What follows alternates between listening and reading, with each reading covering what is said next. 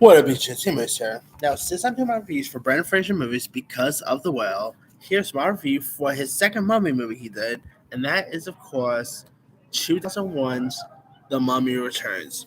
Now, The Mummy Returns came out back, following the success of course, they decided to go right ahead and give us a once again directed by Steven Summers, have Brendan Fraser back in this. You also do have Dwayne Johnson in this, this was actually his first ever feature he did. Then of course he would go on to do the spin-off The Scorpion King, which I did do my review for that back in October. But The Mummy Returns, while nowhere near as good as the 1999 Mummy film, The Mummy Returns definitely has its moments.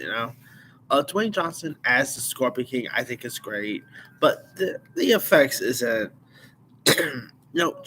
Today's standards, the effects is not all that good at all. Now, if you guys don't know much about the story here, this takes place like 10 years after the events of the first film, where once again you got Rick O'Donnell, played by Brendan Fraser, and Evelyn, played by Rachel Weisz, who are set in 1935's London, where they are raising their son. And when like a chain of events finds the corpse of Imhotep, once again played by Arnold Vosloo, resurrected, they go on a desperate race to save the world from an unspeakable evil and to rescue their son before it's too late. And here, of course, you have John Hannah once again appearing as Jonathan Conahine. You had Patricia Velasquez in one of her major first roles. Dwayne Johnson as the Scorpion King is really terrific casting there. It was a really interesting sequel worth checking out. Seeing Brad Fraser and Dwayne Johnson both in this, I think is really cool. Uh, seeing how far Dwayne Johnson came since the Mummy Returns is interesting.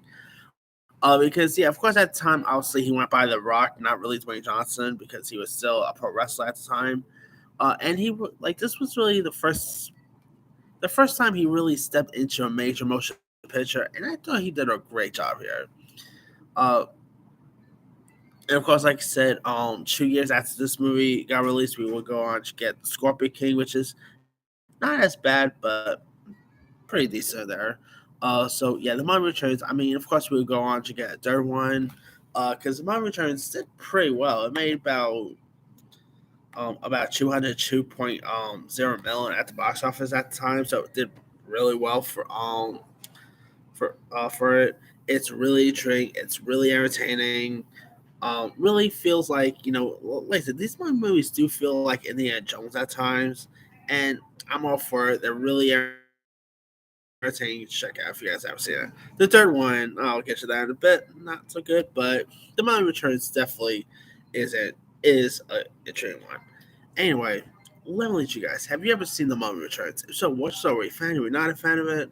Favorite scenes, favorite moments? Where would it rank in your favorite Brandon Fraser movies? Drop comments below. Don't forget to like, subscribe, hit that bell for notification. This is Simon Sire.